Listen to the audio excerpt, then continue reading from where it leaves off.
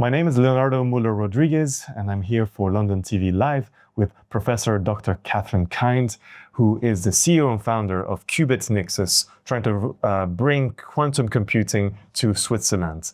Now, tell me, why is it so important that Switzerland becomes have their own quantum computing? I'm also a core member of the WEF, Global Future Council for Data Foundation. And at the World Economic Forum in January of this year at Davos in Switzerland, we wrote what it is, our manifesto for digital sovereignty. Why is it so important? Because if you look right now at the state of IT, it's mostly coming down from America.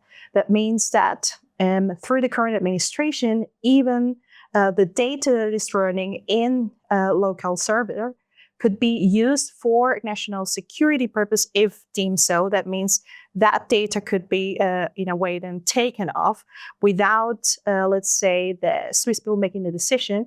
But even the entire IT infrastructure is very American-driven. Mm-hmm. So Switzerland already give that manifesto that we need digital sovereignty. That means to create our own hardware, our own software, in order to become independent and stay also what would be in our main role as being the moderator of the world, neutral. I see. And you already are contributing to this digital sovereignty by inventing already infrastructure for quantum computing and native language software that allows you to work on that level. So you have the two. Tell me more about those two aspects that you've been working on. Yeah, so we first created what would be the first sustainable quantum computing chip. And quantum computing comes in what would be two forms. So cryogenic, that is absolute zero, which also creates complexity and uses a lot of energy.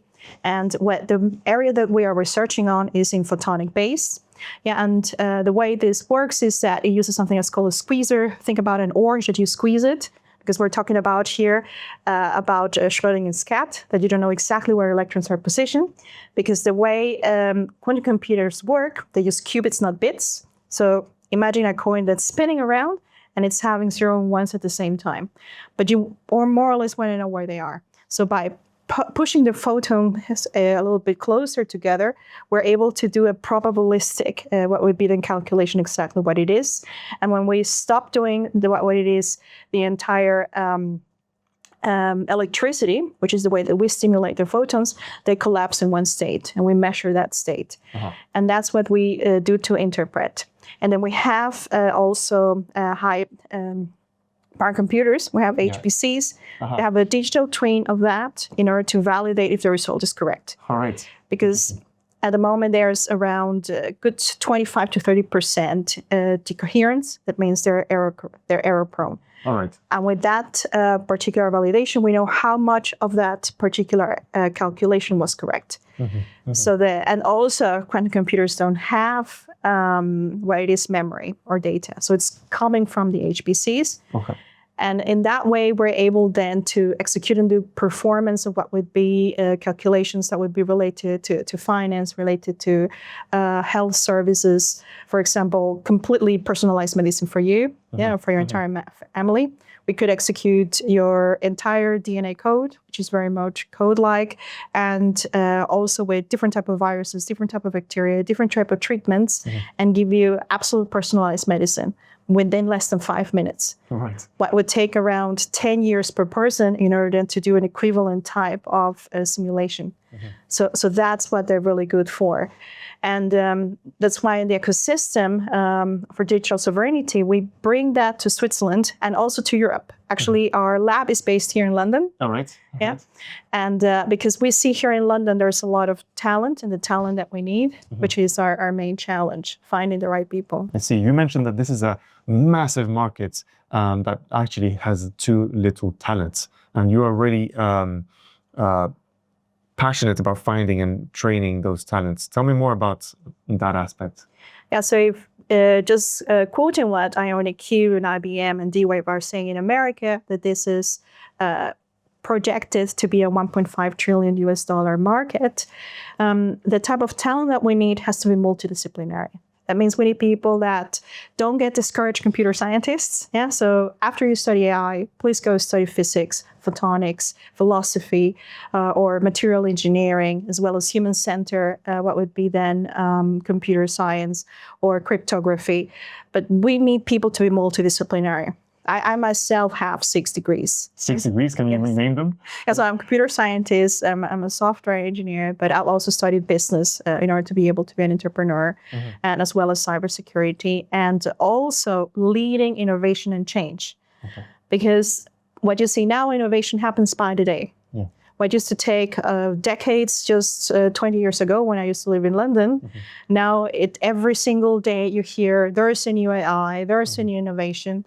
So with all these changes is how do you collect the team and say, don't be scared just because some rich mogul IT person from America says quantum computing is still going to be nothing in the next 30 years, 2050, we're not going to be there. So don't follow that because they have an agenda.